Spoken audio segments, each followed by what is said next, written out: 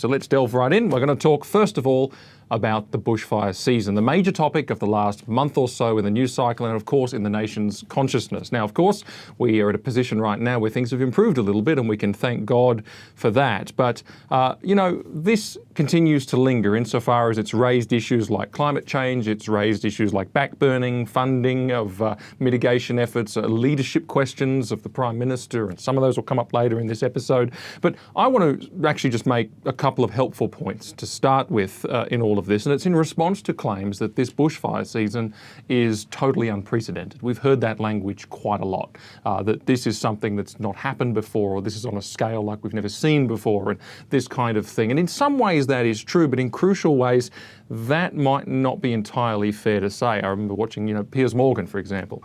He was saying, this is completely unprecedented. The nation's on fire. You need to wake up, these kinds of things. Well, let's actually just look at some facts. Here's the report card so far on the current fires. So far this season, we've seen about 18.6 million hectares of land burned. The biggest emergencies have occurred in New South Wales and Victoria. In New South Wales, there's been 5.2 million hectares burned. In Victoria, there's been 1.4 million hectares burned. 2,100 homes have been destroyed. More than 100 facilities and 2,000 outbuildings have been destroyed just in New South Wales. Insurance claims have surpassed $700 million. 20 people have tragically died in New South Wales, 5 in Victoria, 3 in South Australia. And it's estimated that hundreds of thousands of people evacuated from fire-prone areas. Now this is serious, it's tragic, it's massive, and it rates up there with the most severe fire seasons that we have had in Australia in key respects. But I want to sound a note of caution around the totally unprecedented language because, I think that's used because it suggests a certain thing, particularly about climate change, and it's a helpful thing to people who want to push a particular political narrative, but it doesn't make it accurate. Take, for example, the prediction that this fire season will see about 30 million hectares in total burnt area in the nation of Australia. Well, last fire season, on a national scale, there was about 55 million hectares of burnt area. The one before that, about 50 million hectares of burnt area. In 2011, the fire season saw about 90 million hectares burnt, and the same in the year 2000. And in fact, 15 of the past 23 fire seasons have had a larger burnt area than the current season on a national scale. Now, some argue that the Northern Territory really mucks up the figures because it's subject to such a huge fires up there as a normal process, and there's always massive burnt areas that vary wildly. But even if you take the Northern Territory out, the total burnt area over the last 25 years and even more hasn't been increasing. Now, you can't pick super long-term trends from that, but I think it's important for us to note because it just grounds us a little bit from the hysteria to say, well, actually, maybe on a national scale in terms of burnt area, this isn't as unprecedented as maybe we were led to believe. Now, there is a big difference here. And the big difference is that these fires have occurred where people live. And not only have the fires been where people live, but the fires where people live have been big, hence the evacuations and the towns being burned and so on. That's a significant point. But even in that respect, we need to stop for a minute before we go down the unprecedented line. Let's take the Victorian situation. So 1.2 million hectares burnt, 5 people tragically lost their lives. We saw, the images of the Malakuta evacuation by the Navy and so forth. But compare this, for example, 2009, Black Saturday. 450,000 hectares burned. So that's under half of the current size, but still huge. And crucially, 173 people tragically lost their lives. So that fire was of such a nature and intensity that people didn't escape. 2003 Alpine fires, going back in time, 1.2 million hectares burnt, basically the same size. Only the one death in that occasion, but nearly 300 homes or structures destroyed in those 2003 fires. Same size. 1983, Ash Wednesday, again a smaller fire, 210,000 hectares, but that's huge, but smaller than today in Victoria, but tragically 47 people lost their lives. You go back to 1944 and you're back up to the same scale, more than 1 million hectares burnt, 32 people dead, 700 homes destroyed.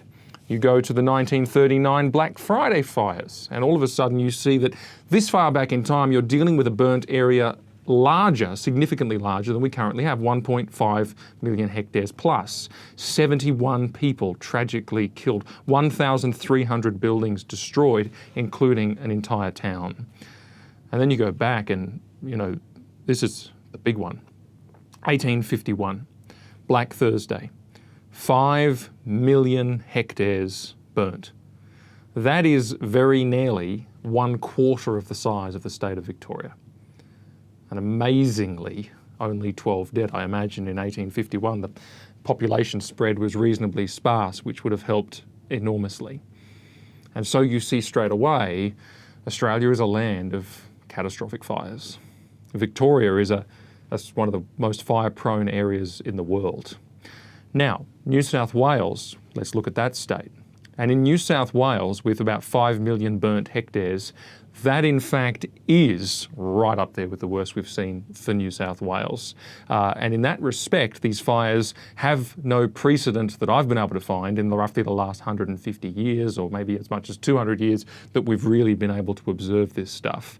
But there have been big ones. I mean, you go back to, for example, 2002. The fire season then saw a massive 1.5 million hectares burnt. 3 people lost their lives. 86 homes were destroyed. You go back to 1968 and it's bigger again. 2 million hectares burnt, 14 dead, 150 homes destroyed. That's monstrous. Then you go back to 1951. It's interesting to me, the older ones seem to be the bigger ones. Over 4 million hectares burnt in 1951. 11 people killed. Now that's much closer, that's close in scale. So to say totally unprecedented shouldn't be said in a hyperbolic manner for the New South Wales fires, even though strictly within our observed timeframe for New South Wales that is true. New South Wales does not have such a decorated history of those massive shocking fires as Victoria does, but these ones that we've had today are shocking. But in every other respect, these fires are far from unprecedented. The total burnt area on a national macro scale is relatively lower. It is in fact decreasing a little year on year. Every other state has seen worse and far worse in this nation's recent history. So does that mean then that climate change has nothing to do with these fires? Is that what I'm trying to argue? And of course I'm not trying to argue that, not at all. I have no problem whatsoever with claims that a changing climate is very slowly and gradually and incrementally contributing to, on average, worse fire conditions. That's a claim that I'm completely open to, and it doesn't threaten anything that I believe whatsoever. But to claim that it is the dominant factor, or to claim that it's created an unprecedented fire season overall, or that it's caused, or to use these catastrophic conditions to actually make particularly young people who haven't experienced a long period of time of Australia's weather patterns to be really afraid about what's happening to the climate and to live in fear over it, those things are completely wrong. Those things are completely wrong. The causes of these fires are drought, excessive fuel loads, arsonists, climate change, if you like, and something called the Australian fire season, which comes along every single year. Now, those aren't in order, but those are 5 causes. And I have to ask the question, well, if we want to deal with the causes, what do we do? Can we stop drought? Can we stop climate change? The answer is no. Let's pretend that the facts and figures are absolutely accurate, that the most, that the largest scientific bodies are putting out there. Let's say the UN. Let's say that everything they say about the climate is bang on the money. If you were to destroy Australia, wipe it off the face of the planet, so that it never existed again, and you and I were gone and this whole nation had disappeared, it wouldn't make one jot of difference to the climate. All those emissions that we gave up would be taken up by China within just over a week. So we can't do that. And it's madness to suggest that these fires mean that Australia's domestic policy on climate change has caused them. Bonkers stuff. That Scott Morrison has some kind of blood on his hands. It's bonkers and wrong. Now, can we improve water management and storage? Can we open up more prime agricultural land where the water is, in northern Australia, for example, as has been discussed before? Can we do things like that? Yes, there's practical things that can be done. There's absolutely no doubt about it, which are more tangible and actually which on the whole are economy building, not economy destroying. Now, can we stop excessive fuel loads? There is a huge contributing cause to the ferocity of many of these fires. And the answer is yes, of course we can. That's amongst the easiest things we can do. It requires personnel and money, and it can be done. The state of Victoria, for example, I looked up the figures, and it managed to complete barely 50% of its hazard reduction target through backburning this last year.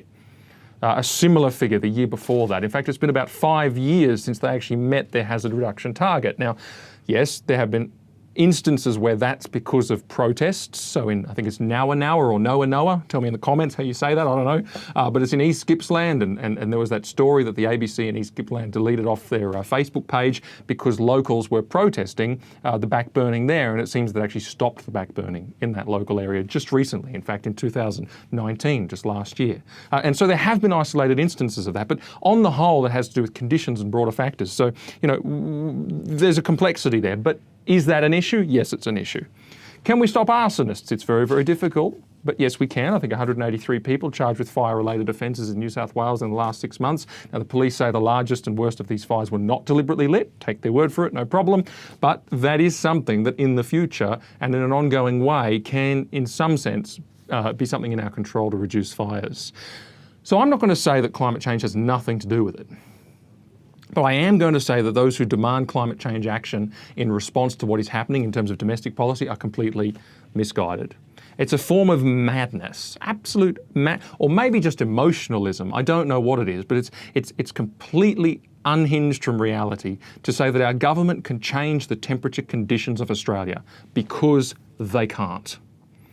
And to those who are afraid for our future because of what's happening, look, I encourage you.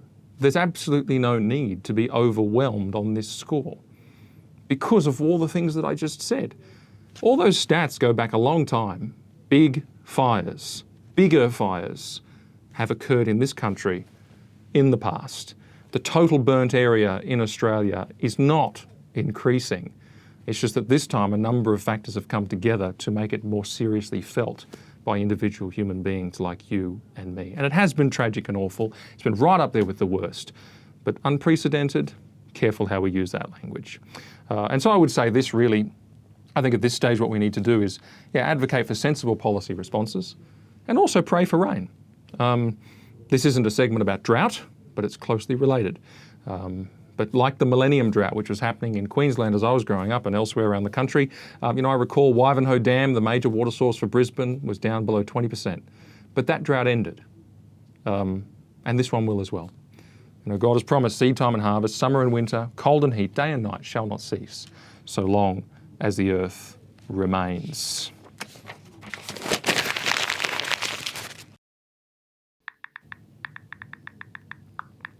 Hey guys, make sure you click like to like the video, or hit the subscribe button down here and click on the bell so you don't miss any notifications. And to watch more videos, just click here. Cheers.